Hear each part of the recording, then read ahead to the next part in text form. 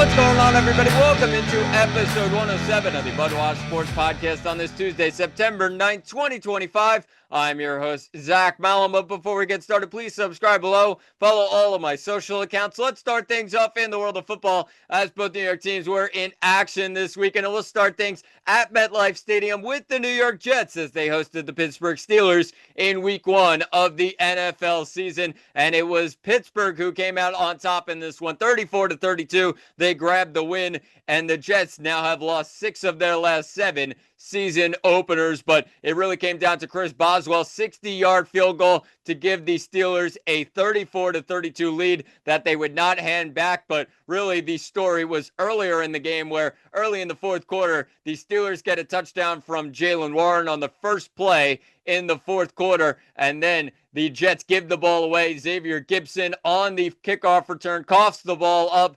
50 seconds was all it took, and the Steelers take 14 points and put them on the board, a 31-26 lead after Calvin Austin's 18-yard touchdown reception. Aaron Rodgers looked phenomenal in this game, and all the storylines coming in was about Aaron Rodgers and his return to MetLife Stadium a couple seasons with the Jets, and maybe he's coming in with revenge on his mind. Of course, the Jets really let go of Aaron Rodgers in the end. Aaron Glenn, Darren Muji, a new regime at MetLife Stadium, and they don't want Aaron Rodgers part of it. He goes to Pittsburgh, and he's got a lot of shiny new toys in that Steelers offense. But really, the storylines coming in were all about Rodgers, and he lived up to the expectations. When you look at his stat line on the day, 244 with 4 passing touchdowns, just phenomenal from Aaron Rodgers, who has his 35th career game with 4 more passing touchdowns. A tremendous performance by the future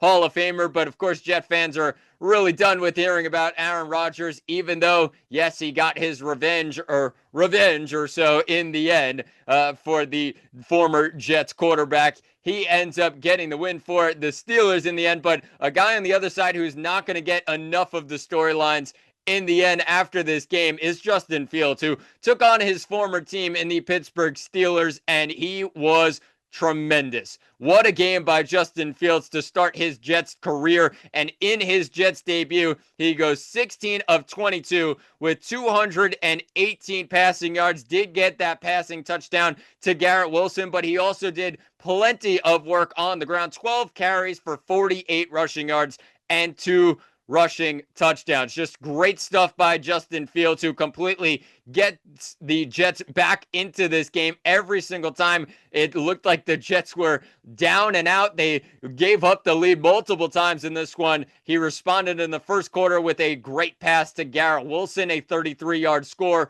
to give the Jets a 9-7 lead, and the Jets ended up coming back once again just after that Xavier Gipson fumble gave the Steelers a 31-26 lead.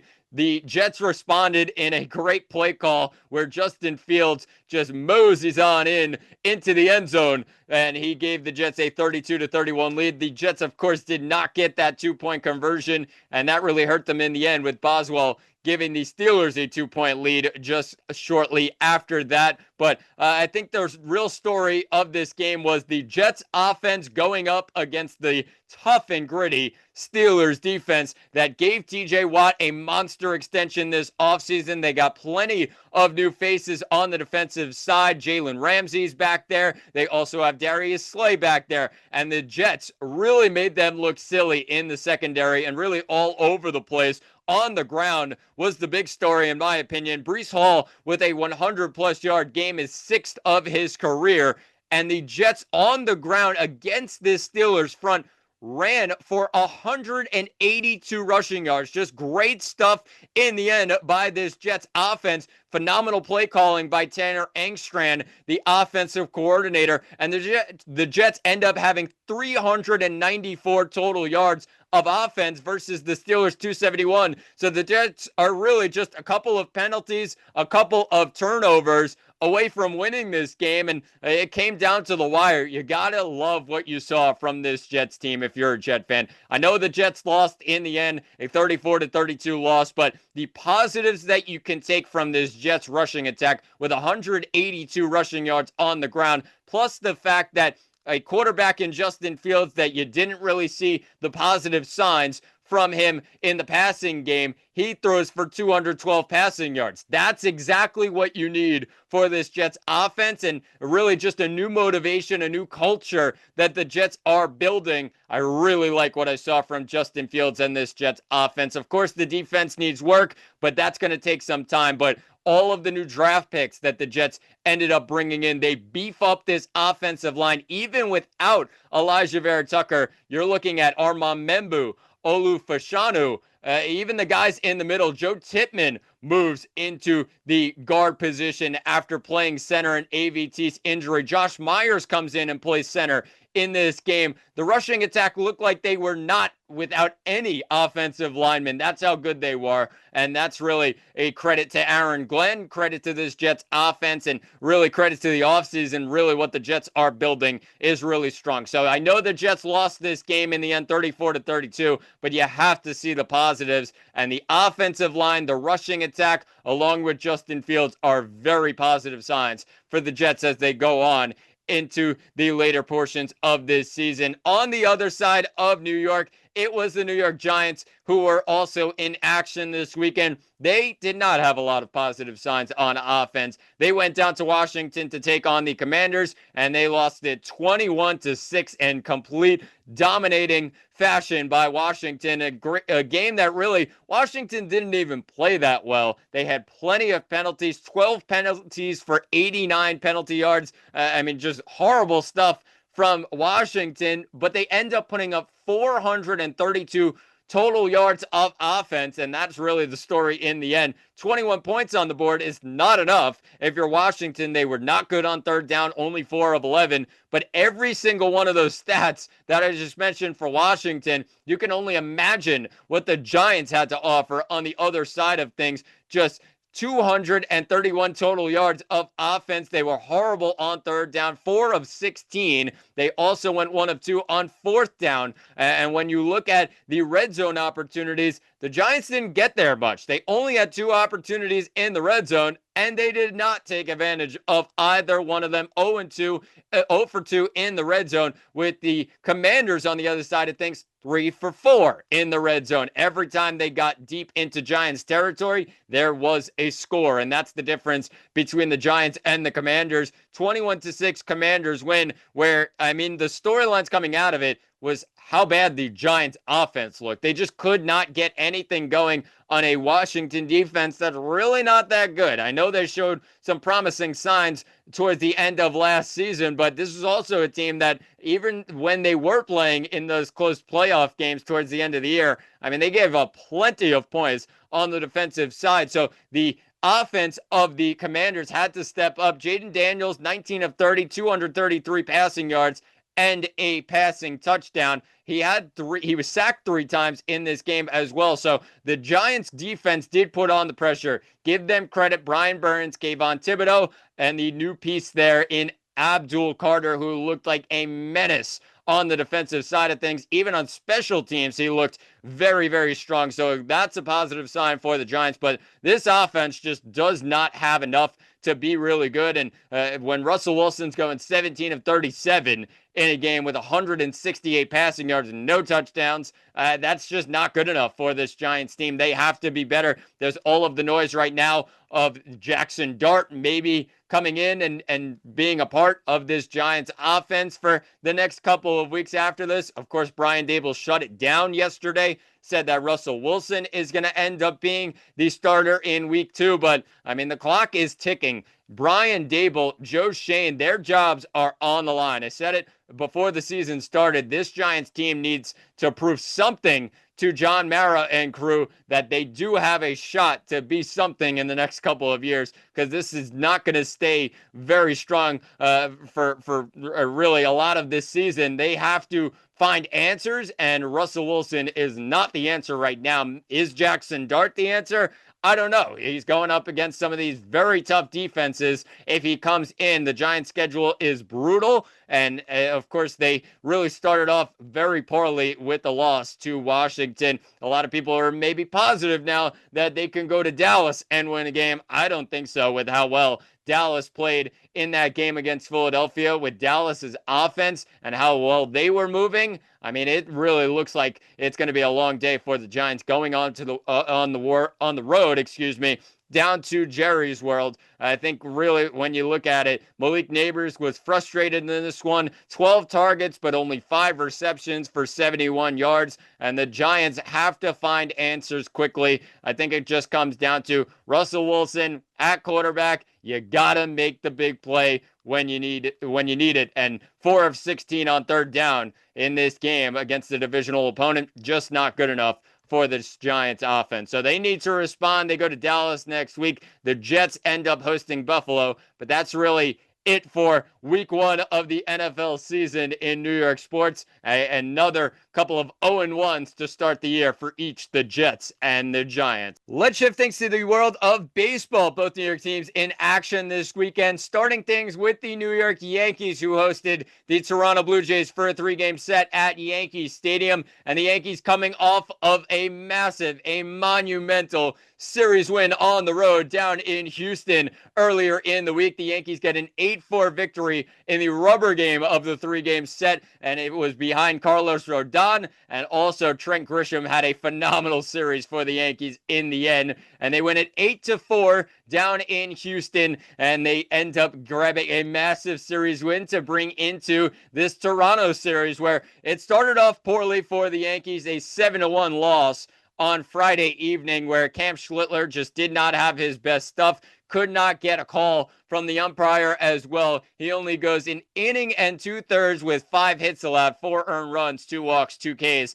66 pitches. Can't get out of the second inning, and Ryan Yarbrough came in, took the bulk of it for this Yankees team. That's a positive sign to see. He went 5 1/3 with just 3 hits allowed, just 1 earned run, no walks, 3 Ks, 73 pitches. That's exactly what you needed from Yarbrough. He's trying to get back into this rotation. He was very, very good for this Yankees team when he was healthy, but with how the Yankees pitchers have been going lately, you really have a lot of confidence that you can rely on Ryan Yarbrough out of the bullpen. You don't need him as a starting pitcher, and that's really a positive sign for the Yankees, but it was not positive on Friday. 7-1 loss where, like I said, Schlittler just got knocked around from the beginning. They end up adding more to it, Toronto does, in the 5th, with Vladdy Jr. ending up hitting a solo bomb to right center. 5-1 Blue Jays, and then just some more doubles and RBIs all around this Blue Jays lineup. A 7-1 loss for the Yankees, as they have to really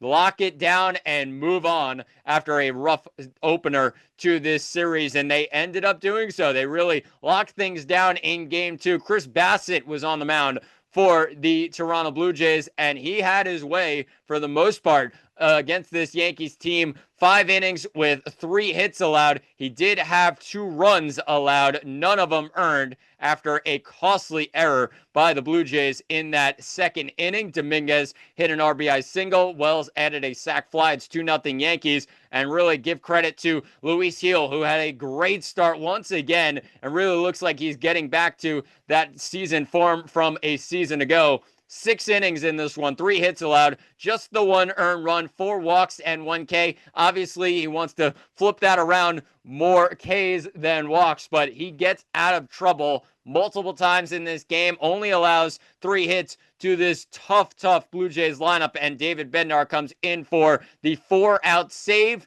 and the Yankees lock things down, a 3-1 win in the second game of the 3-game set. So they tie the series. This is a massive game once again. They had one just a couple of days ago. Final game, rubber game of a 3-game set. The Yankees did so in the first time against Houston. They played very well, and of course the offense stood up and really got behind their starting pitcher in Rodon. The offense did the same thing in this one. A great way to finish off the series, as Ben Rice started off the game exactly how you would have wanted to if you're a Yankee fan. A 3-run bomb off of Max Scherzer into right center in the bottom of the first, and the blink of an eye, it's 3-0 Yankees. Of course, Toronto is a very tough team, and they chipped away and caught back up in this one. Max Fried goes 7 innings, with 6 hits allowed, 3 earned runs with 1 walk and 4 Ks. Didn't have his strikeout stuff, but had a bunch of ground balls, and that's really what you wanted to see. Of course, they got to him in that second and third inning with Isaiah Connor-Falefa with an RBI single, Luke's with a sac fly, in the second inning, and then Vladdy Jr.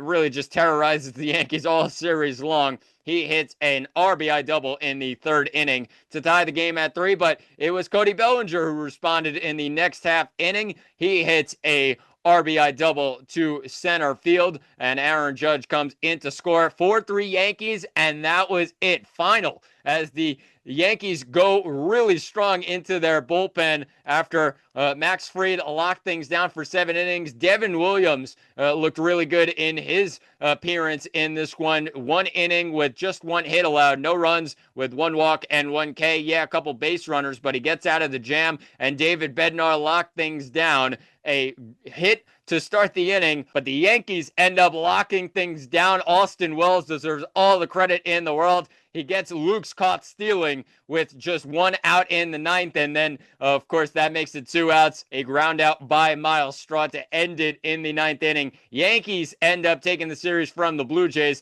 and they sit just 2 games back of Toronto in the American League East, and that's a real positive sign for the Yankees as they head into another tough series. And really, when you started this tough stretch for this Yankees team, just plenty of games to go around against tough opponents. Houston, Toronto, Detroit, the Red Sox, and the Yankees are already 4-2 in that span. That's really what you want to see from this Yankees team, a team that struggled against the top teams in the American League all season long. Of course, they do have to keep it going, and that starts tonight. A 7:05 start at the stadium with Will Warren taking the ball for the Yankees, 8-6 on the year, 4.28 ERA. He's going up against Casey Mize, who's 13-5 and a 3.87 ERA of his own. Yankees need to get a win once again here, and need to get a series win, of course, in this one, as they really sit close behind the Detroit Tigers, a team that looked like they were far and away the best team in the American League earlier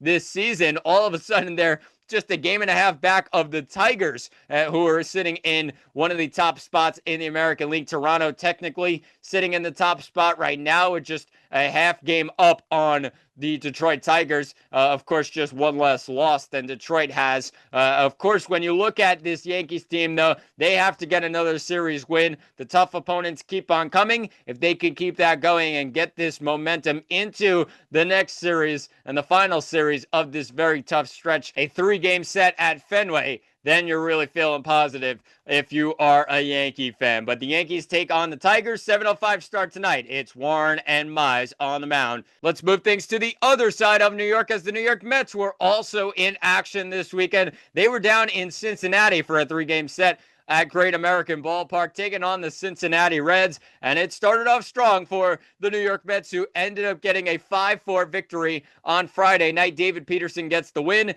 Edwin Diaz gets the save, and a very uncomfortable save for Edwin Diaz, who loaded up the bases, no outs in the bottom of the 9th, and he somehow works his magic, gets out of trouble, and locks things down. Not even a run up on the board. A 5-4 Mets win. And really, when they're looking at defeat in the eyes with bases loaded, no outs, they end up getting out of it. A huge win for the Mets to start off this 3-game set, but the next couple of games after that were just absolutely dreadful. From the offensive side of things, 6-3 loss for the Mets, and Brady Singer locked things down for the most part in this game. Jonah Tong did not have his best outing, but of course the Mets want their starters to go deep, and that's exactly what he did. He did go 6 innings in this one, but 4 earned runs is just not going to get the job done for a starting pitcher in Major League Baseball, and he ends up getting the loss in this one, the first of his young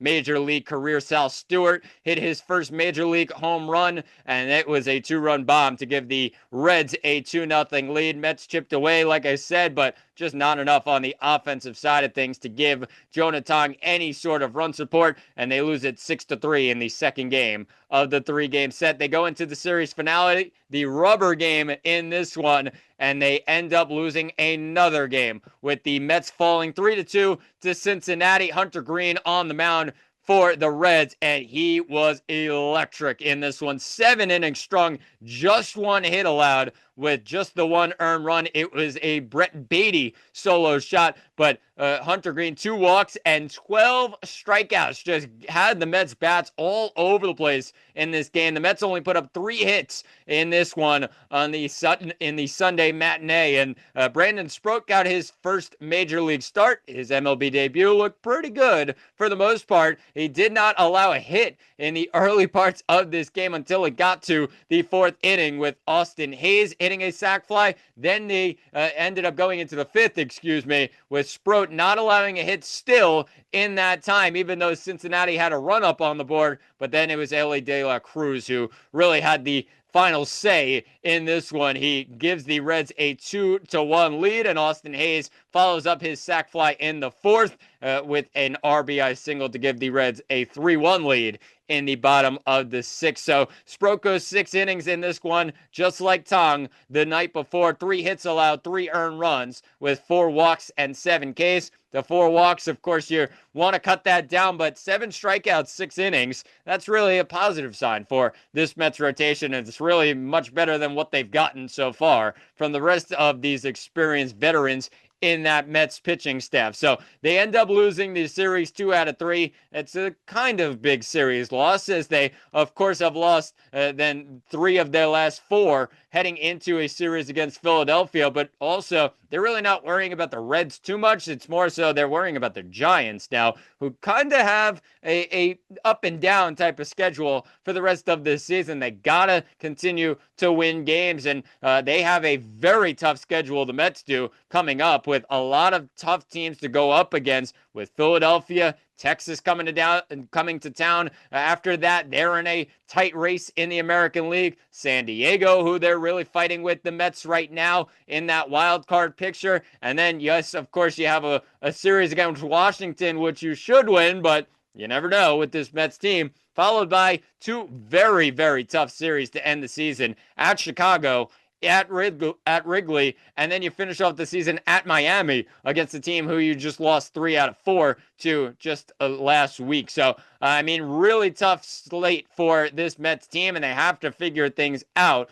But they go into a series against the Philadelphia Phillies, a 4-game set down in Philadelphia, taking on the Philadelphia Phillies, and it started off very poorly for the Mets once again. Their offense has completely fallen asleep since that very good couple of games against the Detroit Tigers. It's been anything but on the offensive side of things since then, and they're shut out for the 7th time this season. Aaron Nola, who has been horrendous so far this season, came into this game with an ERA over 6.5, and he locks things down for this Phillies team, and the Mets have no answers to Aaron Nola on the day. He goes 6 innings in this one, 3 hits allowed, no runs, with 2 walks and 7 Ks. A guy who really looked bad for a lot of this season, looked like prime Nolan Ryan against this Mets lineup yesterday. They end up getting the win. The Phillies do 1-0. All it took was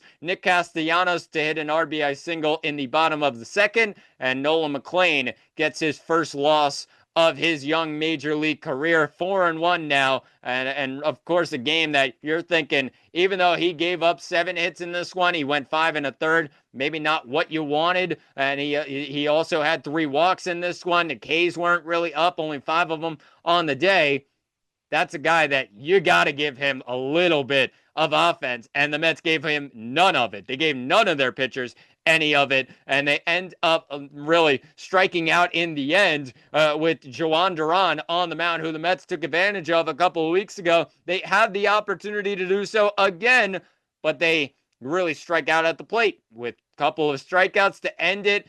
Jeff McNeil gets beat with a high fastball with runners on second and third, with one out, and then Francisco Alvarez follows that up. 3 pitches, easy as you like.